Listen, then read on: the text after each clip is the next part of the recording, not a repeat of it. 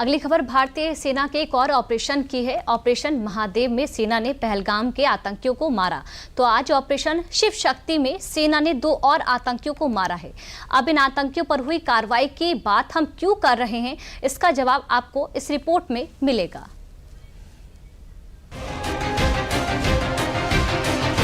पहले ऑपरेशन सिंदूर, फिर ऑपरेशन महादेव और अब ऑपरेशन शिव शक्ति। दरअसल सावन के पावन महीने में भारतीय सेना का ये रौद्र रूप। सेना ने ऑपरेशन शिव शक्ति के तहत जम्मू कश्मीर के पुंछ में 2 आतंकियों को मार गिराया। सेना ने बताया है कि इस इलाके में संदिग्ध आतंकवादियों की गतिविधियां देखी गई थीं, जिसके बाद भारतीय सेना और जम्मू कश्मीर पुलिस ने संयुक्त रूप से ऑपरेशन शुरू किया। सेना ने जिन 2 आतंकियों को मार गिराया है, वो दोनों पुंछ सेक्टर में LOC पार कर घुसपैठ की कोशिश कर रहे थे। आतंकियों के पास से 3 हथियार और गोला बारूद भी बरामद किए गए हैं। इस ऑपरेशन को शिव शक्ति नाम दिया गया है। सेना ने ऑपरेशन शिव शक्ति में 2 आतंकियों के मारे जाने की जानकारी व्हाइट नाइट कोर ने X पर एक पोस्ट के जरिए दी है, जिसमें कहा कि घुसपैठ करने की एक और कोशिश को नाकाम कर दिया गया है और LOC पार कर घुसपैठ करने की कोशिश कर रहे 2 आतंकवादियों को मार गिराया गया है। इसके अलावा कैप्टन अनिल गौड़ ने भी 2 आतंकियों के मारे जाने की जानकारी दी है। The alert troops on the LOC in Poonch sector, along with the JK police, they have thwarted this attempt of these infiltrators, and 2 of them who are trying to infiltrate into India have been eliminated. This shows that Pakistan is not in control of these elements, and Pakistan should now be prepared to take the retaliation that India would do, because Operation Sindoor is carrying on. Even yesterday in the parliament, our Prime Minister has said that Operation Sindoor has not finished, has not been over, and it will carry on till such time Pakistan does not stop sending these infiltrators into Jammu and Kashmir. गौरतलब है कि इससे पहले 28 जुलाई को भारतीय सेना ने operation Mahadev में 3 आतंकियों को मार गिराया था, जिसका कनेक्शन पहलगाम से था। विपक्ष इस पर लगातार अपनी सियासत की रोटी सेकते हुए इस पर संशय की राजनीति कर रहा है, जिसका जवाब देते हुए मंगलवार को संसद में केंद्रीय गृह मंत्री अमित शाह ने यह ऐलान किया कि ऑपरेशन महादेव में सेना ने जिन 3 आतंकियों को मारा था, वो तीनों आतंकी 22 अप्रैल के पहलगाम हमले में शामिल थे और 26 निर्दोष लोगों की जान ली थी। इस दौरान गृह मंत्री ने तीनों आतंकियों की पहचान भी बताई।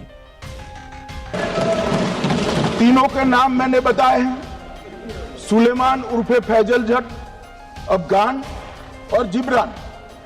मान्यवर, वो तो एक आशंका थी कि यही लोगों ने घटना की, मगर मैं बाद में NIA की जांच पर आता हूं। NIA ने पहले से ही इनको जिन्होंने आसरा लिया था वो लोगों को गिरफ्तार कर रखा था, उनको खाना पहुंचाने वाले लोगों को अपने कब्जे में रखा था। तो जब आतंकवादियों के शव श्रीनगर आए, इनसे पहचान कराई गई। 4 लोगों ने पहचान लिया, यही 3 लोग थे जिन्होंने पहलगांव में आतंकी घटना को। ये जो सुलेमान है, A श्रेणी का लश्कर ए तोयबा का कमांडर था पहलगांव हमले में, और गगनगिर आतंकी हमले में वो लिप्त था। इसके ढेर सारे सबूत हमारी एजेंसियों के पास है। अफगान A श्रेणी का लश्कर ए तैयबा का आतंकवादी था और जिब्रान भी A ग्रेड आतंकवादी था।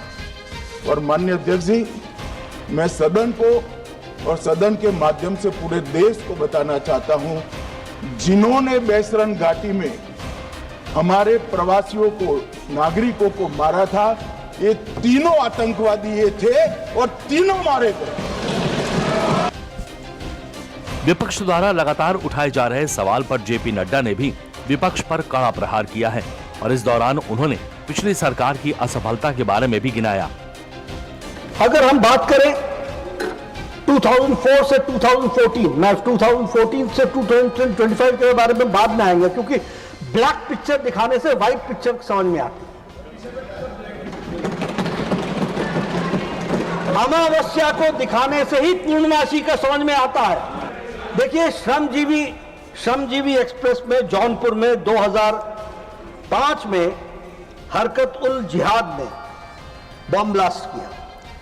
14 लोग मारे गए, 62 लोग हताहत हुए, कोई एक्शन नहीं लिया गया। No action was taken. Let this be on record. जो लोग हमसे आज पूछ रहे हैं पहलगाम का क्या हुआ, पहलगाम का क्या हुआ, वो पूछने के पहले अपने गिरबान में जरूर झांक करके देखें कि उन्होंने कब क्या किया। ऑपरेशन सिंदूर, ऑपरेशन महादेव की सफलता के बाद भारतीय सेना का ऑपरेशन शिव शक्ति भी पूरी तरह सफल हुआ और विपक्ष द्वारा लगातार उठाए जा रहे सवालों का भी उसे करारा जवाब दिया जा रहा है।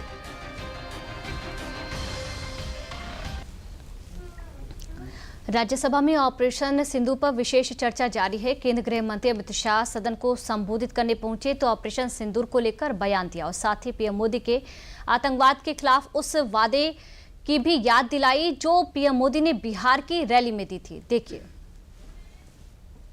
23 अप्रैल को, इसके पहले कल भाषण में कहा, वहां पर आज भी बोले, मैं बैठा था कि 24 अप्रैल को मोदी जी चुनावी सभा करने।